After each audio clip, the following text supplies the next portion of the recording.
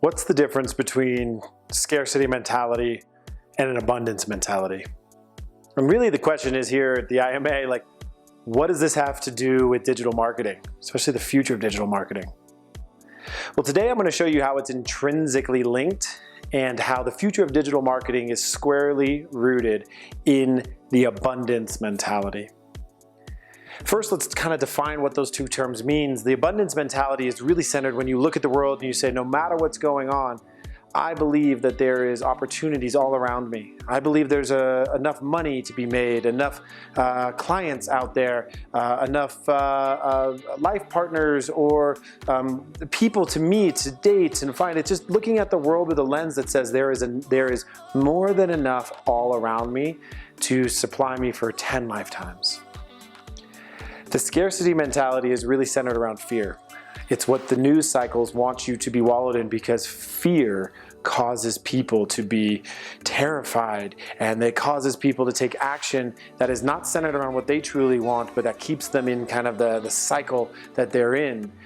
Fear is what keeps people coming back to checking news cycles and saying, oh my God, what's going to happen? What's going to happen?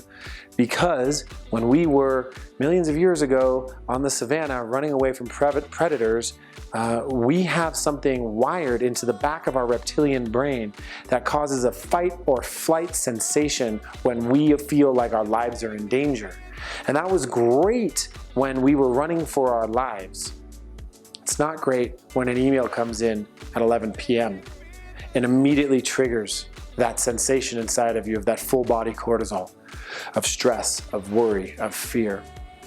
And when we're operating in a world where we are accessible through all channels and social media and Slack and MS Teams and email, we no longer have a place to hide.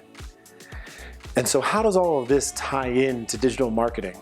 Well, it ties into the future of digital marketing insofar as that marketers today need to understand the psychology of the customer base that they are marketing to in a post-COVID world.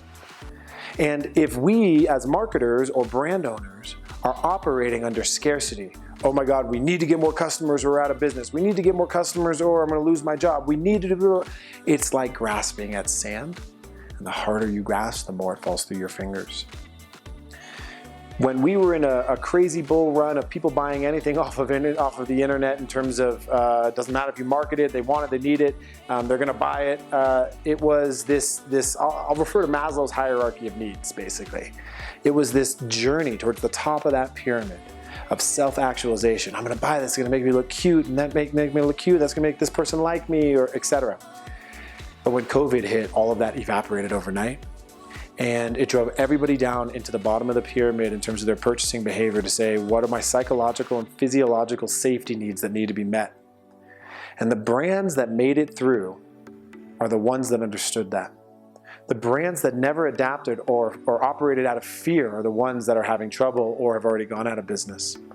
And while there are some brands that just weren't able to ever adapt and they didn't have the runway or they didn't have the timeline or the mentality or the resources, or maybe it was just a Main Street business that just couldn't recover, I'm not talking about those for the moment. I'm talking about businesses that are currently selling online or adapting to selling online.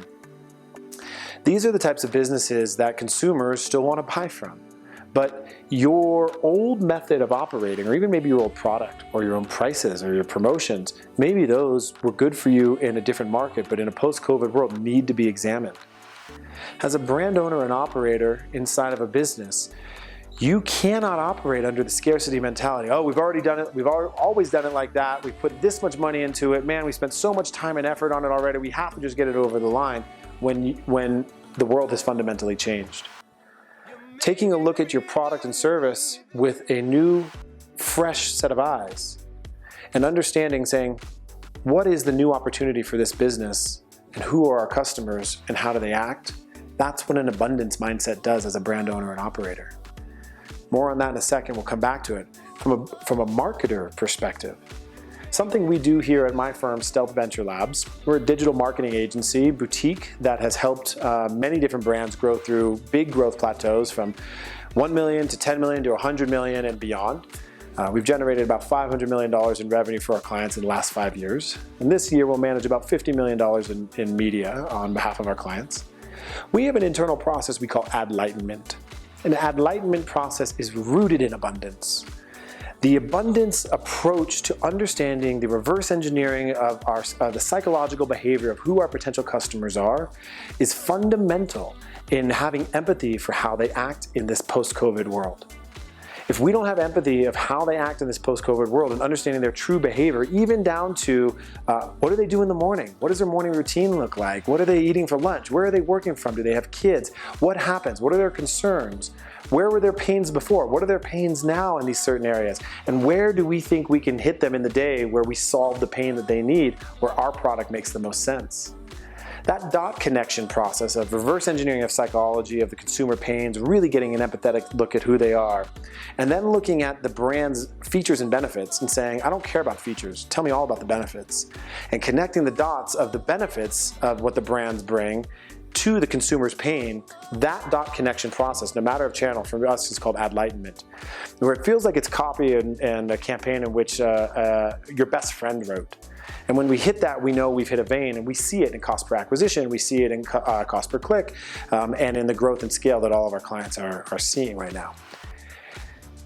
Those brand features and benefits come back to what I was saying earlier around if you're not adapting. A lot of people say, I'm just gonna market my features, I deliver food to your doorstep. I deliver food to your doorstep is a feature. What do you actually deliver? You deliver peace of mind. You deliver more time with my kids. You deliver date night. In that process, those are the benefits. Those features and benefits mix up are where a lot of brands are going to die on the vine. So what does that have to do with abundance and scarcity? Scarcity markets features, abundance markets benefits that are relevant to the consumer behavior today. And in today's world, if we are not looking at the world saying there is a ton of opportunity out there, and if we are not letting the news cycles that are constantly jamming negativity and scarcity and fear into our bloodstreams, trying to keep us at high cortisol levels, if we're not letting those get to us, even though what they're espousing are real problems, I'm not discrediting any of that, they are real problems. However, what I'm suggesting is that if we as individuals and as professionals can take more of a mindset of what is the opportunity here in this new world and take a step back and with fresh eyes view the landscape, we would see the world in a completely different way. So when IMA asked me to talk about the future of digital marketing, I could give you tactics and tips and tricks and things that we're doing to scale brands and businesses, and that's great. And there's some really cool stuff that we're doing there and technology we're using, and that's wonderful. But it really all boils down to a scarcity versus an abundance mindset and understanding the psychology of your consumers moving forward. And if you as a brand are not adapting to the new consumer behavior, which is fundamentally changed forever, you will die on the vine. So all of this is fine and dandy, and it's easy to say, well, hey, yeah, great, have an abundance mindset, good for you, right? And that's all nice coming from you as an entrepreneur. And no, here's the deal, is that you have a choice. You have a choice every day when you wake up. And I'm telling you this out of my own personal experience. One day about 2-3 years ago, I woke up in the most miserable, unhappy place of my life. Having gone through a divorce with my ex-wife, having a business that was on the ropes, and being very isolated from my community and friends and family. And I'll share this story with you out in vulnerability, which is that I woke up the unhappiest and most depressed I've ever been in my life. And so what I decided to do is I decided to make a change. And I realized that I couldn't make a change in my professional life and with the company unless I changed me. And I had to look inward first. And so what I'm here to invite you all to do is that during this time and say, before we talk about the future of digital marketing, let's go inward on ourselves first. And let's examine what it is that we are doing on a day-to-day basis that makes us unhappy, that makes us operate in fear, and that maybe is toxic in our life. And let's re-engineer our days to focus on the things that bring us joy, the things that make us laugh, things that inspire us, and the things that bring hope and opportunity into our life. Now, that's not an easy test to do, and so tactically what I did is I went down and I wrote down a list of what I call my list of joy. All the things that make me happy. All the things that bring me joy in my life that make me smile. And it could be anything from photography to traveling to Italy, I love Italy, to all sorts of things that just brought me joy, made me smile. And sadly, when I sat down, it was hard to write that list. 3 years ago, I was so focused and I was in such a scarcity mentality, all the things I didn't have, that I forgot about the things that I did have. And when I sat down and I put intention towards that list, and that list of joy started to grow and grow and grow, I started to realize how much they were missing from my life. And then the next day I looked at that list and I said, wow, there's actually some categories here. And if I were to group these into categories of different things, it actually bubbled up into 4 categories, what I now call my priority pillars. My priority pillars are my health, my mind and my body, my family, my blood and my chosen family, my career, both giving back and making money, and my community, personal and professional. Health, family, career, community, and all my things on my list of joy boiled up into this. And so if you're gonna make a list of joy, go and do that. But then the next day, come back and see what those categories are. And see what those categories are that they can all bubble into, maybe 4 or 5, no more than 5. And start to take inventory of what are you doing in your life that is bringing you joy in those categories, and where are your priorities. And then after you make your priority pillars, go on and then take a look at what are your goals for the next 3, 6, or 12 months. This is a good time to maybe set a 3-month goal through the end of the year. And what I highly recommend is writing those goals down. By this date, I will do this thing, and to do this thing, I will do X, Y, and Z, and read them before you go to bed and when you wake up in the morning. But don't just read empty words. Before you read them, drop in to an elevated emotion of gratitude. Right now, I'm thinking about a place in Italy, in Florence, in the Ponte Vecchio. Actually, the picture right behind, that's the Ponte Vecchio. You can't really see, it's out of focus. Ponte Vecchio in Italy, in Florence. Standing on a bridge, I took that photo and it just makes me so happy, and I felt such gratitude being there at that sunset. I drop into that moment, and every night I read my daily affirmation around my goals that are based off of my priority pillars that are seeded from my list of joy.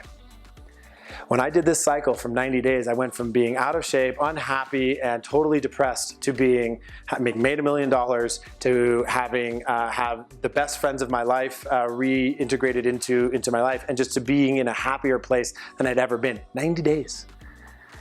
So how does that process tie into digital marketing? I'm sharing with you vulnerably because I'm a person behind our company, 25-person company, boutique marketing firm, great, but I'm a real person, right? And I'm sharing with this with you because I fundamentally believe that our company could not be as successful today if I hadn't have taken that time in those 90 days to get my priorities life in my life and switch from a scarcity mentality into an abundance mentality, that there is enough, there is opportunity, there is hope, I am doing the things that make me happy, and there is a ton of excitement in the future versus I don't have, I want, I need.